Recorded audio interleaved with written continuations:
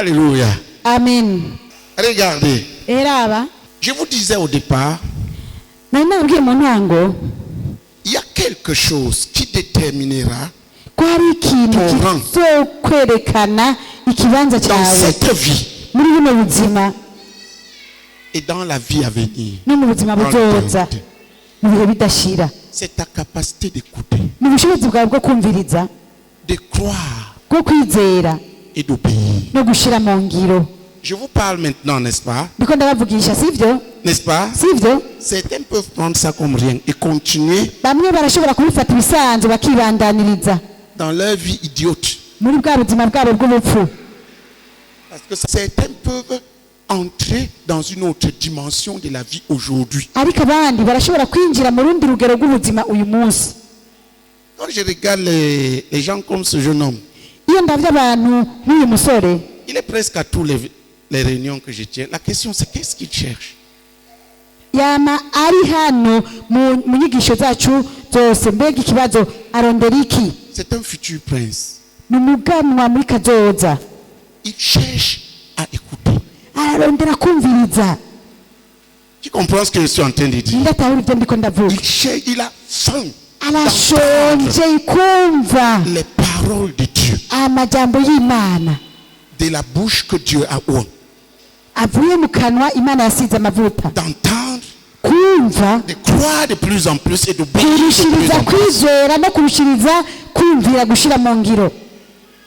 Si tu me demandes, est-ce qu'il ira loin?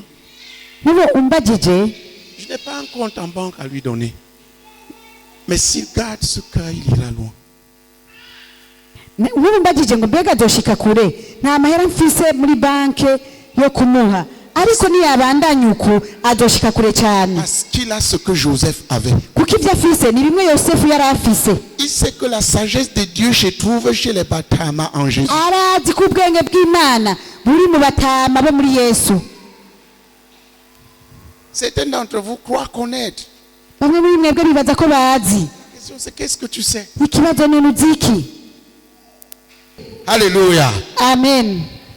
Regarde, Eraba, ce qui définira ikizokwerekana ta place kibanza cyawe dans le monde, l'univers que Dieu a créé, n'isi Imana yaremye, c'est ta capacité d'écouter, ni ubushobozi bwawe bwo kumviriza, de croire bwo kwizera et d'obéir. no kumvira. Jacob avait 12 fils. Yakobo yari afise abahungu 12.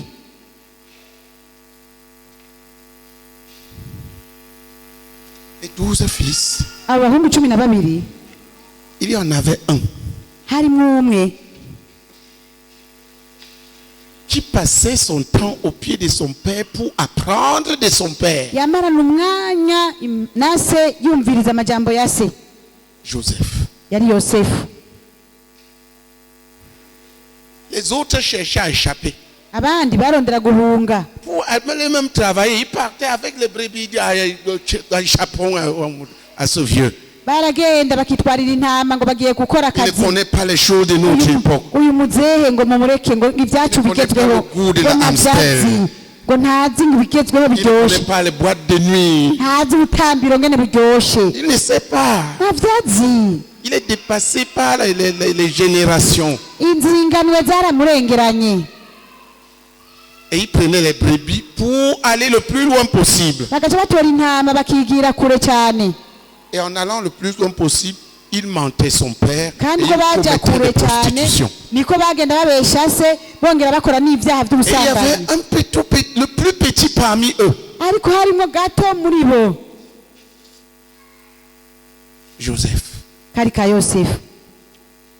Il écoutait son père. We yumviriza se, Il était assis au pied de son père. yama yicaye ku birenge bya se. Joseph a pris tous les secrets Yosefu yiga amabanga yose de Jacob. Son père n'était ya pas n'importe qui. Yakobo. Yakobo rero ntiyari umuntu asanzwe. Son père était celui que Dieu avait surnommé le prince de Dieu. Se wiwe Israël. Yakobo yari prince umuntu de Dieu. Imana yise ngo umuganwa w'Imana Isirayeli. Vous savez, Murazi,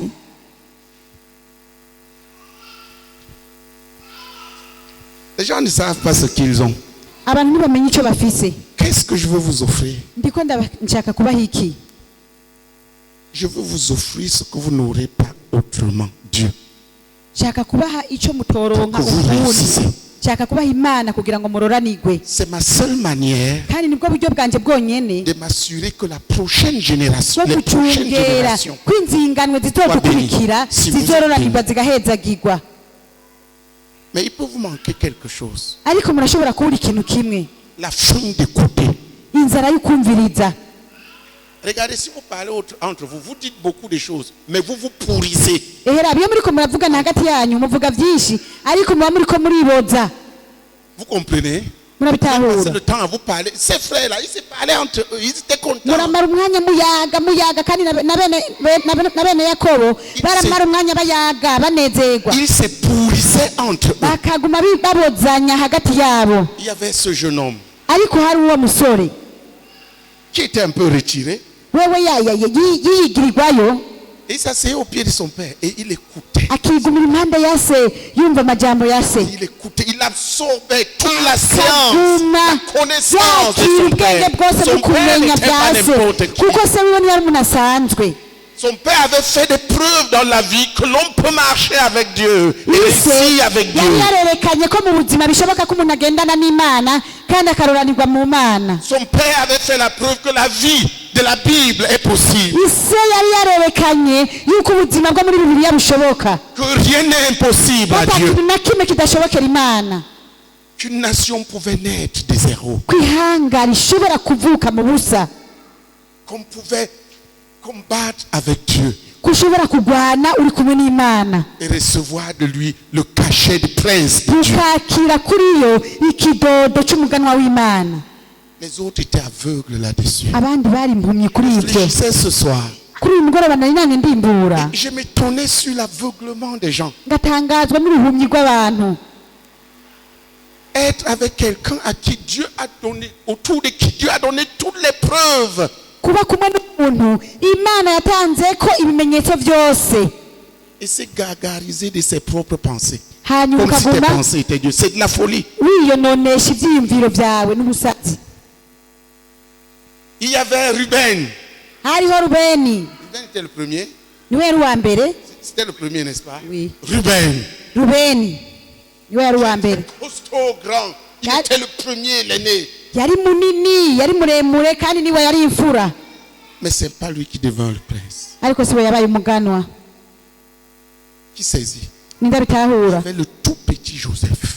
Yosefu gatoyi gusa. Quel était son secret? Mbega ibanga ryiwe ryari irihe? Que pendant que les autres apprenaient comment s'amuser dans la vie, Igihe abandi ils bariko sautaient dans bariga un sens et dans ingene un autre, bokwinezereza mu buzima batamba hirya no hino, Joseph apprenait comment marcher comme prince de Dieu. Yosefu we yariko arigishwa ingene bagenda nk'umuganwa w'Imana. La Bible, sa prophétie dit que il est le prince de ses frères. Ubuvugishwa Applaudissements. buvuga yuko ari umuganwa wa bene se. Komera amashi Yosefu, ni umuganwa wa bene se. Kubera iki none yabaye umuganwa wa bene se? Kubera ko yagendanye n'umuganwa w'Imana. Haleluya. Yagendanye n'umuganwa w'Imana, yaramwumvirije aca arabimiruza abikuye ku mutama se, yakira ubwenge bwose n'ubumenyi se yakuye ku Mana. Imana ikimugira umuganwa, kandi atari umuganwa gusa wa bene se, ariko umuganwa mbere wa Egiputa n'abatarizera byabaye ngombwa ko bemera ko Yosefu atandukanye n'abandi, kandi ko Imana iri kumwe nawe.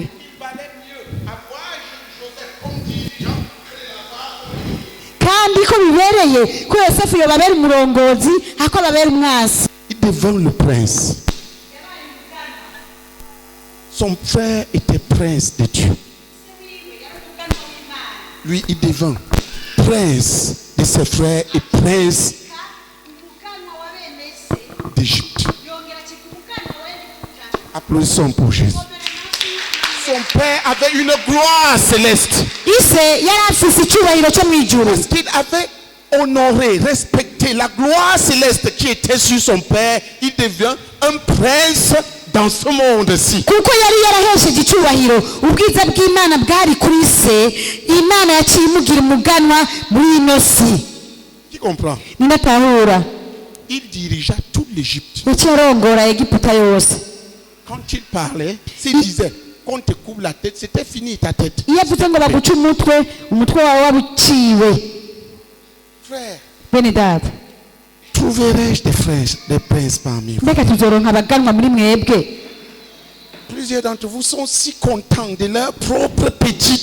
benshi muri mwebwe baranezerewe n'utuntu bafise duto duto Et ne se rendent même pas compte qu'ils ont tout à apprendre.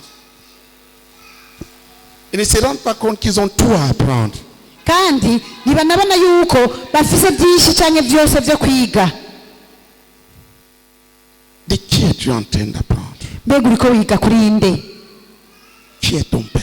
ninde so? Vas-tu devenir un prince ou un voleur de peau? mbega uzoba umuganwa cyangwa uzoba umusuma w'inkoko?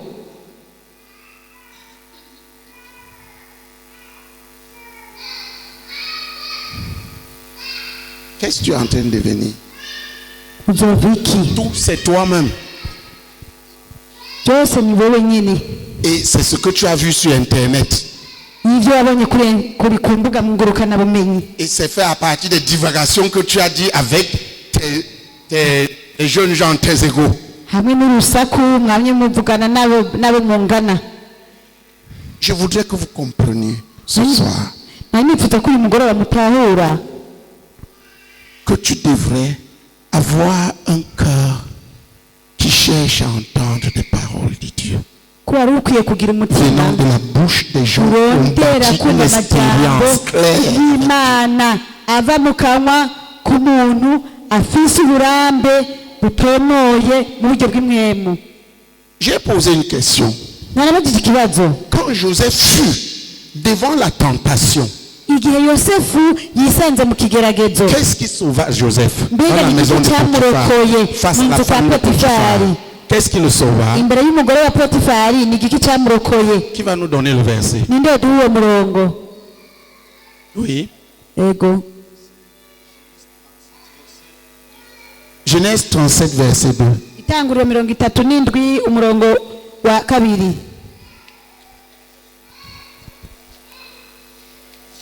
Tu vois, urabona n'importe quoi que tu voudras faire, ikintu cyose woshaka gukora tu dois avoir quelqu'un à qui tu vas d'abord demander avant de faire. utegere gikora. Quand un fou s'était, iyo umusazi anumye il a l'air de quoi? aboneka nk'iki? Il a l'air sage. aboneka nk'umunyabwenge. Il y a des fous qui ne savent même pas se taire. kuko hariho Parce que abasazi s'ils se taisaient, leur folie ne serait pas batazi visible. no kunuma kuko hamwe bari kunuma ubusazi bwabo Et tu demandes. banumye ubusazi bwabo ntibuboneka. La plupart des gens n'écoutent personne, n'écoutent rien. abantu benshi nta muntu n'umwe bumviriza, Personne, aucun repère nta dans la muntu vie. n'umwe nta Il y a cyitegererezo na personne qui va kimwe, se référer avant d'agir. nta muntu n'umwe bashaka kwisunga mbere y'uko bafata ingingo. Tu vas entendre, chacun a sa manière umuntu wese arafise uburyo bwiwe de voir. C'est mon kubona ibintu. petit dernier là qui m'a dit ça. Chacun m'avait dit ça un jour. Chacun a sa manière de concevoir. Chacun n'a pas sa manière de concevoir. niwe yambwiye ngo Il y a umuntu une wese personne qui conçoit les autres barafise devraient suivre. C'est ukuntu Dieu. ngo abone ibintu, Celui qui a la connaissance de Dieu a ce que les autres devraient comprendre. ariko imana niyo yaremye umuntu nibona ibintu kwiza we yonyene. nicyo gituma ufite ubumenyi bwayo afise ubumenyi bw'imana no kubona kw'imana. Vous allez vous casser le nez parce que chacun va agir selon lui-même. muzokwiteza ingorane kuko umuntu wese azorondera gukora uko avyumva. Écoutez, mviriza, si je pense que nk'ubu niyumvira yuko le soleil devait se lever à l'ouest et se coucher à l'ouest, ko izuba ryategerezwa guserukira mu buseruko hanyuma rikarengera mu burengero, je suis libre de le penser, n'est-ce pas? ndidegereza kuvyumvira, sivyo? N'est-ce pas? Sivyo? Mais est-ce que le soleil va changer pour ça? mbega none izuba ryohindura kubera ibyo? Est-ce que le soleil va cesser de se lever à l'est et de se coucher à l'ouest? izuba rizoreka guserukira mu buseruko no kurengera mu burengero? Jewe nije mba ndiko ndihenda Parce qu'il n'y a rien de nouveau sous le soleil. kuko nta gishasha musi y'izuba, ikihari cyose cyabayeho. Alléluia. Amen. Vous avez fait des progrès. Muzotera intambwe. Je peux me demander pourquoi ce soir Dieu veut que je parle avec vous sur écouter. Nashobora kwibaza igituma Imana iriko irandongorera kubaganiriza ku bijyanye no kumviriza no kwizera hamwe no kumvira.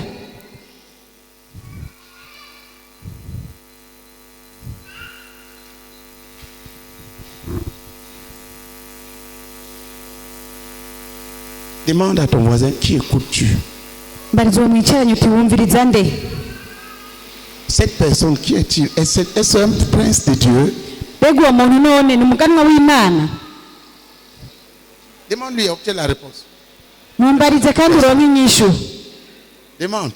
Baza umuntu Et tu donnes la réponse, pas à ton mari. kandi aguhe inyishu. Il y a des gens derrière là. Genda ubaze abantu hari inyuma. Qui est-ce que tu écoutes? Wumviriza nde? Qui est cette personne? Uwo muntu ninde?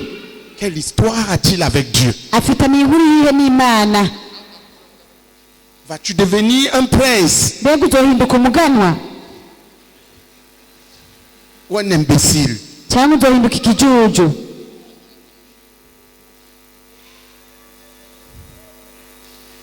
Est-ce que vous avez posé les questions? Mwabajije ivyo bibazo? Oui, vous n'avez pas encore. Ntabyo mwabajije. Lève-toi. Haguruka. Va demander à une personne. Genda ubaze umuntu kanaka. Qui écoutes-tu? Qui te répond? Uti ninde Quand tu t'as- wumviriza? Demande, est-ce que cette personne que tu écoutes Kandi est-ce que c'est akwishure. le prince de Dieu? Uca umubaza ati mbega uwo muntu mbariye ko wumviriza ati ni umuganwa w'Imana Ou un troubadour? cyane n'umudurumu? Qui te répond? Akwishure. Tu demandes, il te demande, tu réponds. Uhejeje kumubaza nawe aca kubaza kandi umwishure. Qui te dit? Celui qui l'écoute, Akubwire Qui croit uwo et qui le yumviriza yizera kandi yumvira. est-ce qu'il va réussir dans la vie? Mbega azororanirwa mu buzima? Qui il écoute? Umviriza uwo nawe yumviriza. Qui est-ce qu'il croit? Et qui est-ce qu'il suit? Uwo yumviriza, uwo yumvira, uwo yizera. Qu'est-ce qu'il t'a répondu? Yakwishuye gute? La personne qui t'a dit qu'il écoute, est-ce que c'est un troubadour?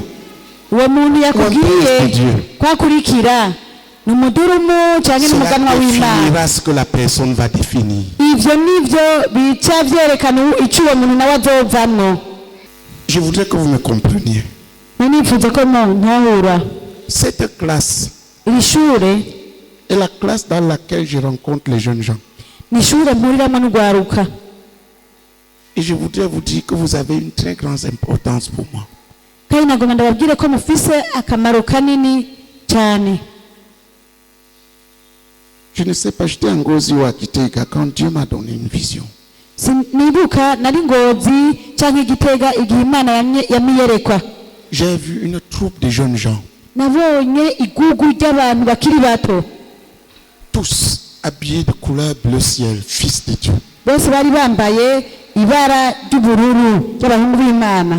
Et tous à vos marques, prêts à partir. Kandi bose bari biteguye kugenda. J'ai remarqué une seule personne là. Dans les autres, Dieu n'a pas permis que je vois, mais j'ai vu une personne dedans. Nashoboye kubonamo neza umuntu umwe. Je vis pour voir cette génération de jeunes s'élever. Parce que Mashaka. l'avenir se trouve là. Kubona ururungano rw'abakiri bato ruhagurukijwe. Eux, ils ont suivi. Là, on a déjà traité leur part. Vous là. Aba barakurikiye kandi twaratunganije umugabane wabo. Mwebwe namwe Vous n'irez pas très loin si vous n'adoptez pas d'abord d'enlever vos propres pensées là. nimuzoshika kure mutabanje gutunganya ibyo byiyumviro biri mu mitwe yanyu. C'est des choix qui vont déterminer la vie. n'amahitamo yanyu rero azokwerekana aho muzoshika. Je peux vous dire Nshobora kubabwira que plusieurs jeunes Burundais benshi abakiri bato bo mu Burundi vont envahir les pays comme la Chine, comme les, je sais pas quoi, plusieurs pays.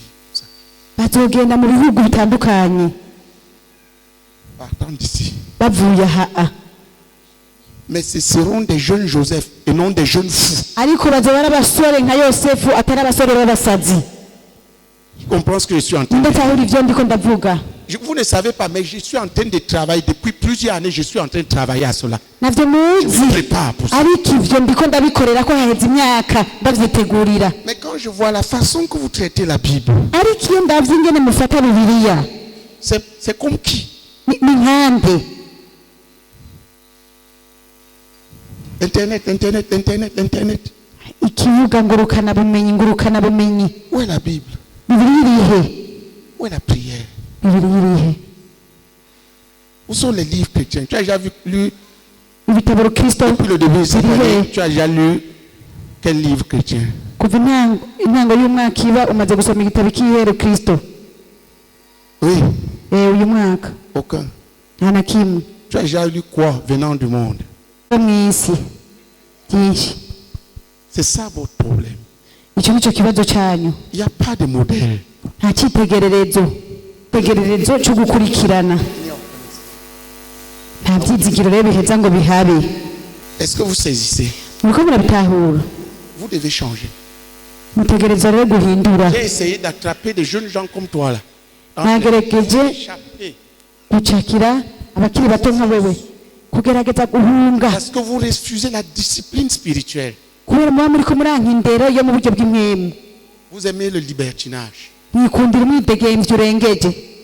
Vous pouvez nous priver de la génération que Dieu vous produit. Murashobora kutubuza kuronka urunganwe Imana idushakako. Celui qui veut prier, qu'il prie. S'il vous plaît. Ushaka gusenga asenge. Aragarutse. Dusenge. Data mu izina ry'Umwami n'Umucunguzi wacu Yesu Kristo. Data turagushimiye cyane rwose Mwami Imana. Data wo mu ijuru turagusenga tugusaba imbabazi kuko Data wo mu ijuru tugenda twidegembya tutagiriwe dukurikira tutagira icyitegererezo. Data tweshapa. Data wo mu ijuru turasenga tukwinga kugira ngo tubabarire mu izina ry'Umwami n'Umucunguzi wacu Yesu Kristo. Data turagutakambiye kugira ngo duhezagize ubuntu ko kumviriza ko kugira uwo dukurikira tukumviriza tukizera tukumvira. Data turayikwingingiye mu izina rya Yesu Kristo. Data dutandukanye Data wo mu ijuru nimwe Data wo mu ijuru y'ukwigenga y'ukwidegembya y'ukumva twiyujuje y'ukumva twikwiye. Data turasenga rwose Mwami Imana tugutakambira kugira ngo Data wo mu ijuru duhezagize kwegera ngo twumve kuko ijambo ryawe rivuga ngo kwegera wumve birusha gutangira imazi mu izina rya Yesu Kristo. Data turakwingize rwose Data wo mu ijuru kugira ngo dushoboze Data kwegera ngo twumve ibyo bukoze mu izina ry'Umwami n'Umucunguzi wacu Yesu Kristo. Amen. Amen. Amen. Si tu as prié pour toi-même, lève-toi et prie. Nyambo tegereza kwisengera haguruka Sur ce que tu as usenge entendu. kuvyo wumvise. Lève-toi et parle avec Dieu. Prends des décisions devant Dieu. Haguruka usenge uvugane n'Imana kandi ufate Si tu as n'ingingo. entendu et si tu veux changer quelque chose, Nyamba wumvise kandi hakaba hari ikintu ushaka guhindura. prions. Senga. turagushima Si data quelques-uns veulent venir prier ici, qu'ils Nyamba hari viennent. abashobora kwegera hano imbere bagasenga baze basenge. turagushima data ngene uriko uratwugurura amaso ku buryo budasanzwe ku rundi rugero ingene Yosefu aho abandi bari basuzuguye se aho abandi bari birutse inyuma y'intama we yagumye yumviriza se kandi byamugiriye ikimazi mu gihe cyose yagiye mu kigeragezo akagenda kwa Potifari. None data ndakwinginze mu izina rya Yesu Kristo nanje ndasabye papa umutima wo kuba hafi papa yaba meze nka Yakobo waba meze nka Yakobo yabaganwa papa abo washize imbere yacu papa abo washize imbere yacu n'ibyitegerezo umuganwa washize imbere yacu papa twugurutse amaso yuko iyo ugendanye n'umuganwa nawe uhinduka umuganwa. None papa ndakwinginze mu izina rya Yesu Kristo tumaze kubona papa inyungu yosefu yabayemwo igihe yagendanye na se yumviriza se nari ndakwinginze nanjye n'umutima wo kugenda na papa n'abo wasize amavuta wo kugendana n'umukozi wawe wo kugendana n'umuganwa wawe data ndakwinginze rwose mu izina rya Yesu Kristo amen. Mu izina ry'umwami wacu Yesu Kristo data ndagushimiye cyane kuri zino nyigisho kuko mwatwugurura amaso data nubwo amashimwe n'icyubahiro kuko umusabyi wawe data wadushize imbere mu izina ry'umwami wacu Yesu Kristo data ndasenga kugira ngo ungenderere data utugenderere uwo wese ari hano mu izina ry'umwami wacu Yesu Kristo data uduhe kumviriza data mu izina rya Yesu Kristo uduhe kwizera ndetse uduhe no kumvira data uduhe gukurikira papa data turakwinginga rwose mwama tugenderere data dushoboze mu izina ry'umwami wacu Yesu Kristo data dushoboze kuba nka Yosefu data uduhe kumviriza data turagutakambira data turagusaba mu izina ry'umwami wacu Yesu Kristo data uduhe kwegera wadusize imbere uduhe kwegera umusavyi wawe data mu izina ry'umwami wacu Yesu Kristo uduhe kwegera data uduhe kumviriza data twumvirize rwose papa uduhe kumvira turagusabye kugira ngo tugendere data ungenderere mu izina ry'umwami wacu Yesu Kristo data ntandukanye mu izina ry'umwami wacu Yesu Kristo ry'ubushobozi bw'imbaraga data umwe kwegera kugira ngo numvirize mu izina rya Yesu Kristo urakoze amen. Lisez le passage de Joseph là. Tusome ya nkuru ya Yosefu hano. Qu'est-ce qui avait empêché Joseph d'être comme les autres? Ni giki cyabujije Yosefu kuba nk'abandi bose? Qu'est-ce qui a fait de Joseph une personne différente? Ni giki cyatumye Yosefu aba umuntu atandukanye n'abandi? Qui ne compromettait pas. Atagenda yivangatiranya. Lisez ce verset. Musome iyo mirongo. Une personne en français, une autre en kirundi. Agira usoma mu Gifaransa. Rapidement, s'il vous plaît. N'undi mu Kirundi kandi tubanguke. Non, frère. Je veux que ces jeunes gens lisent. Nshaka abo bakiri bato bari bo basoma.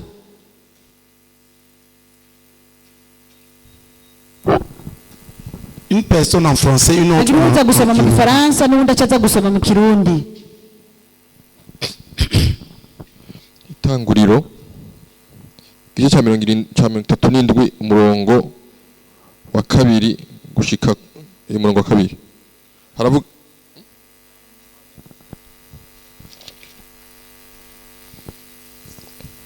haravuga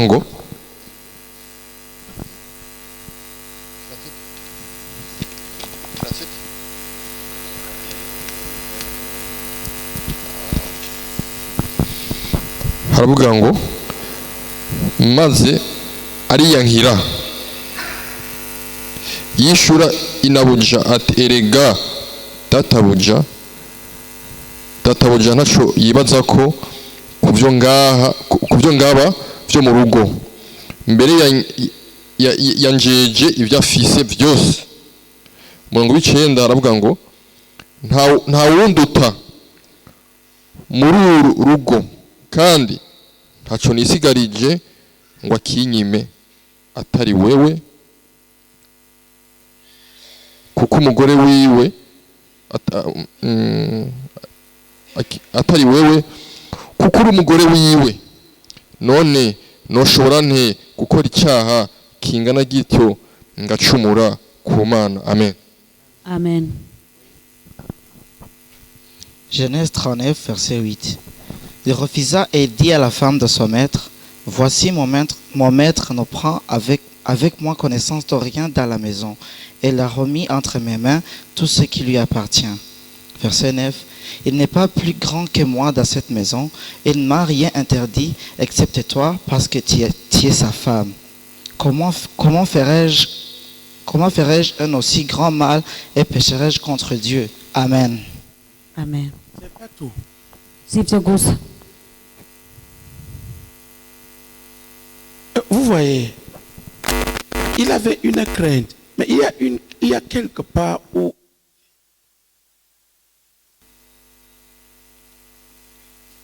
Urabona yari afise igitinyiro. d'où est-ce que Joseph prenait cette crainte? ariko rero icyo gitinyiro cy'imana none yosefu yari yagikuye he? Il y a quelque part où il parle de son père. hari ahantu avuga se wiwe.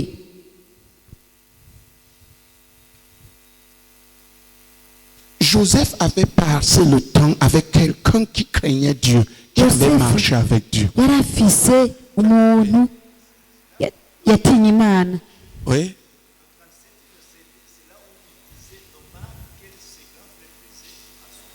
Oh oui, lis-le. Hasome aho naho.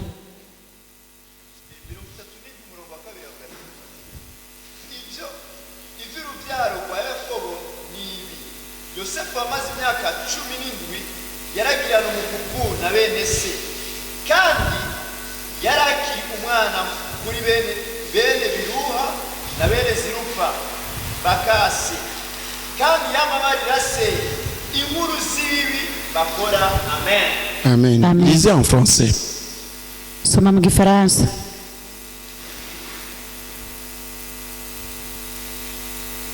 Voici l'histoire de la famille de Jacob. Joseph, âgé de 17 ans, gardait les moutons et les chèvres avec ses frères. Il avait passé son enfance avec les fils de Bilha et de Zilpa, femme de son père. Il rapportait à leur père leurs mauvais propos. Israël aimait Joseph beaucoup plus que tous ses autres fils, car il avait eu dans sa vieillesse. Il lui fit une tunique splendide. Amen. Amen. Ça, c'était un fils à son père. uwo yari umuhungu wa se.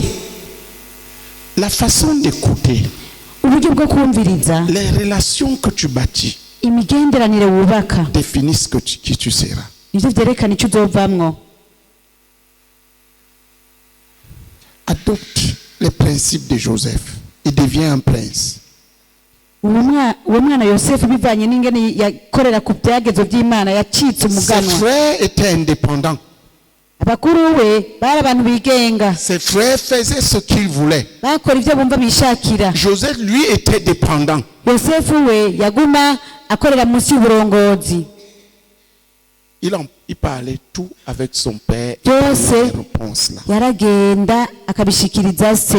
Joseph avait l'écoute. acacika umuganwa, yari afise ukumviriza. Que Dieu te donne la capacité d'écouter, imana iguhezagiza ubushobozi bwo kumviriza, d'apprendre bwo kwiga, d'un prince de Dieu kandi wiga ku muganwa et de w'imana. devenir le prochain prince. nawe uca ucika umuganwa wo muri kazoza. Tu ne le deviendras pas autrement. nta kundi kuntu vyogenda ngo uzobe umuganwa. Si vous taillez votre propre façon de marcher, mwebwe mwishiriyeho urutonde rwanyu rwo kugenda, vous échouerez dans la vie. C'est valable partout, dans tous muzoca les domaines. munanirwa mu buzima, kandi ivyo bikora mu bisata byose by'ubuzima.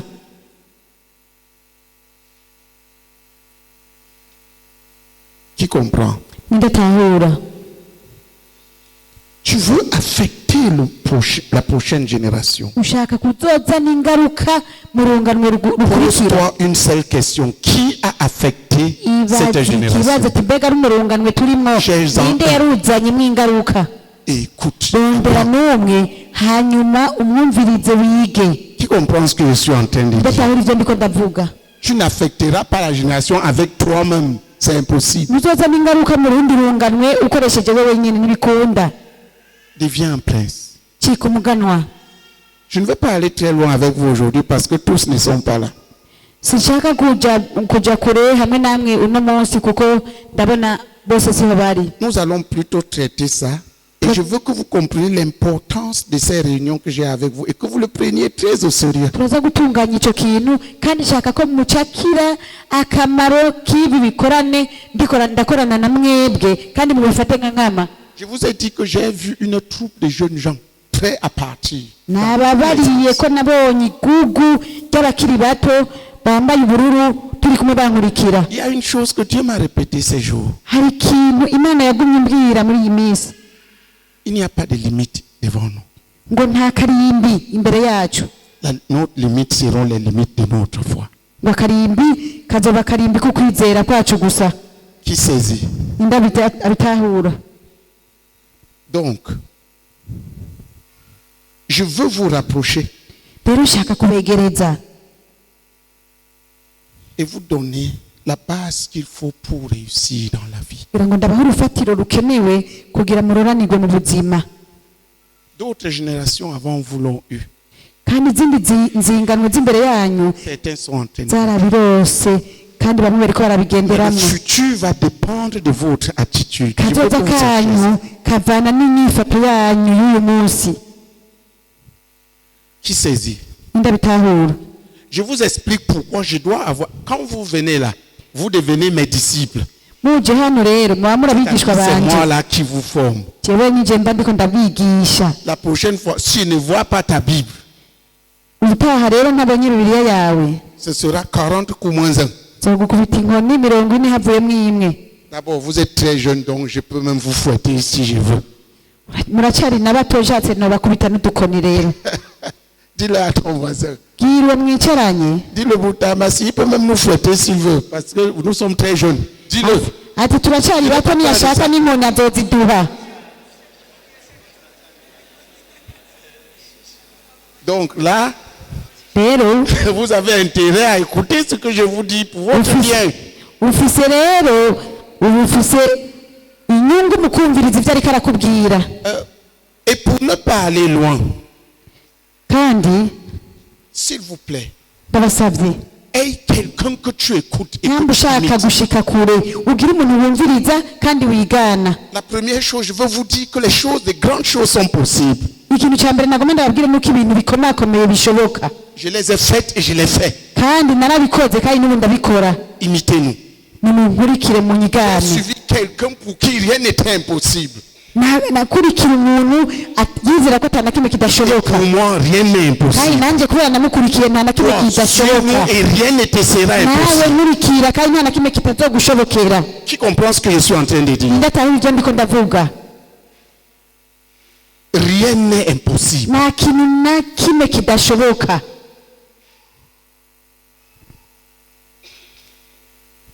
Pour celui qui cherche, croit et fait la volonté de ku Dieu. muntu arondera akizera kandi agakora ubugombe bw'Imana Rien n'est impossible. nta na kimwe kidashoboka. C'est sur ce chemin que je veux vous conduire. Et je voudrais que vous deveniez très sérieux. iyo nzira niyo nshaka kubarongoreramo Vous kandi êtes nshaka des ko dirigeants, en même mubifatanya titre que nkama. les évangélistes, namwe en même titre que les murabarongozi enseignants, en même n'abavugabutumwa titre que les n'abigisha n'abapasitori. Amen. amen. Écoutez. mwumvirize. Et je voudrais que parmi vous, il se lève des gens kandi nashaka ko muri mwebwe hahaguruka abantu qui vont suivre nos messages et les réenseigner. bazokurikira ubutumwa bwacu hama Former bakabyigisha leur vie abandi dedans et les réenseigner. bakishikamisha muri ubwo nyigisho bakaca bazigisha abandi. Vous écoutez trop de balivernes. mwebwe mwuzuye ibintu byinshi bitari byiza. Commencez à écouter tangura mwumvirize les enseignements d'une personne inyigisho z'umuntu que vous allez croire et suivre muzizera kandi mugakurikira si vous voulez réussir. nyamba mushaka kuroranirwa. Qui saisit? ndabitahura. Cette personne-là, uwo muntu rero c'est qui? ninde? Me voici devant vous. ndi hano ndi imbere yanyu. Les leaders parmi vous seront ceux qui ont absorbé ces enseignements. abarongozi muri mwebwe Vous bazobara avez des téléphones. aba bakiriye izo nyigisho. mwese murafite amatelefone Que ce soit des téléphones pour écouter la parole de Dieu et non des téléphones pour vous pourrir. zibi telefone zo kumviza ijambo ry'Imana atari izo kubaboza. Qui comprend ce que je suis en train de dire? ndatahura ibyo ndiko ndavuga. Il vous donne les enseignements. Tu veux ces enseignements? Donne-lui ta carte mémoire.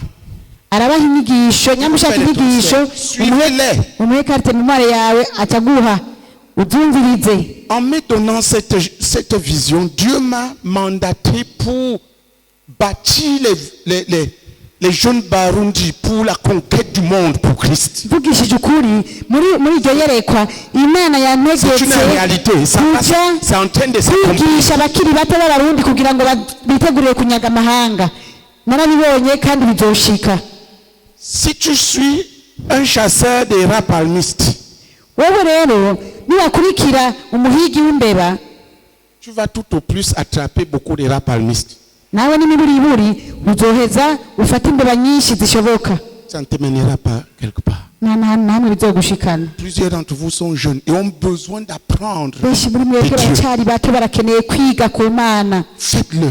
Bikore. Vous avez la possibilité. Murafise akaryo. Cessez d'écouter des bêtises. Reka kumviriza ibijujujuju. Commencez à suivre les enseignements de votre Père. Tangura kumviriza inyigisho za so. Et croyez et obéissez, vous verrez. Mwizere, mwumvire. Dis-le à ton voisin. Mwumvire uwo mwicaranye. Eh oui frère, cesse d'écouter des bêtises. Ati mwene data hagarika kumviriza ibijujujuju. Commence à suivre les enseignements de ton Père et à y obéir. Tangura kumviriza inyigisho za so kandi uzumvire.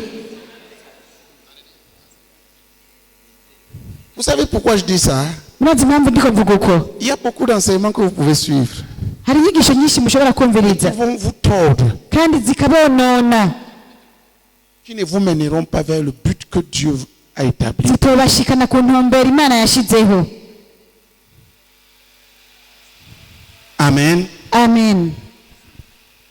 Je dis aujourd'hui Nk'ubu mvuze uyu munsi que nous voulons des jeunes Barundi ngo turashaka abasore b'abarundi qui vont s'introduire en Chine bazogenda mu Bushinwa comme des espions israélites à Canaan. ngo bagende nk'abanyisirayeli b'abatasi baja gutata i Kanani. Combien d'entre vous sont prêts? Ni bangahe muri mwebwe biteguye?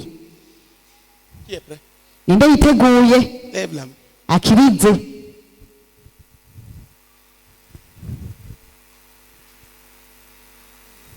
Tu n'as même pas la Bible. Nta na Bibiliya ufise. Tu lis la Bible dans un bordel. Usomera Bibiliya mu rwamo mu ruyogoyogo. Eux, ils connaissent le truc. C'est eux qui ont fabriqué ça. Ils connaissent ça plus que toi. Tu vas leur enseigner quoi? Bariya bashimwa Ce que tu bakoze iyo aimes, c'est telefone. eux qui doivent t'enseigner dessus. Bigisha iki ko bazi byinshi muri iyo telefone nibo baca bakwigisha. Ce que tu devrais leur apporter, c'est ce Dieu sérieux. Ivyo Et bien wategerezwa sérieux. kubashira niyo Mana ifata ibintu nka nkama, nawe rero banje ufata ibintu nka nkama. Qui comprend ce que je suis en train de Ninde dire? atahura ivyo ndiko ndavuga? Voilà le problème, la question qui va se poser à votre génération. Ico est là. nico kibazo kizoha imbere y'urungano rwanyu. C'est là. Ni ngaho nyene. Si nous posons la question, qui enverrons-nous? N'ubu tubajije ikibazo ati ninde tuzotuma? Qui ira pour nous? C'est Ninde azogenda ku bwacu? Ninde? Lève la main. Kiriza ikiganza. Mais sois prêt. Ariko uriteguye? Qui comprend ce que je suis en train de Ninde dire? atahura ivyo ndiko ndavuga? Nous, on a déjà fait nos choix et nous sommes en train de les vivre. Vous là, Twebwe twarakoze partez où? amahitamwo yacu kandi turiko turabibamwo. None mwebwe namwe muzoja he? où est-ce que vous allez? Muriko muja he? Je veux que tu rentres avec ça. Shaka ivyo bintu Que bitahane. tu saches que Dieu a des plans pour vous. Umenye ko Imana ibafitiye imigambi. Que tu y entreras en écoutant les anciens. Kandi ko iyo migambi uzoyinjiramwo biciye mu kumviriza inyigisho. Amen. Amen. Amen. Amen. Je veux. Shaka Lève-toi. haguruka. Je veux des gens qui vont suivre tout ce que. Il y a plein d'enseignements sur la prière dont vous avez besoin, sur la lecture biblique, sur tout. Hariho inyigisho ku masengesho, ku gusoma Bibiliya, ibintu byose mumusabe abibahe mubikurikire kandi mushire ubuzima bwanyu ku rutonde. Rentrez dans votre racine, Mwinjire mu mizi yanyu, dans votre ADN. Vous êtes de la CMC. mu maraso yanyu, iyo mwamuka Sérieux. murabasemuseyi kandi mubifate nka nkama. Qui comprend ça? Ninde bitahura? Et tu verras que les choses vont. Dieu sera là. Kandi uzobona ko ibintu bizoba bitandukanye. Imana ni izobiri. Dieu sera là, frère. Dieu est là. Imana ni izobiri kandi nihiri bene On data. était à Ruigi. Twari mu Ruyigi, Il y a une sourde muette. hariho umuntu atumva Entendu. Et kandi qui est pas atavuga, parlé. yumvise kandi aravuga. Il y a une autre sourde qui a entendu et parlé. Hari undi nawe nyine atumva, yarumvise yongera aravuga. Frère, Dieu est là. Bene data, Imana nihiri. Embrassez ce Dieu. Cakira mugumbire iyo Mana. Écoutez ses paroles. Mwumvirize ijambo ryayo. Amen. Amen.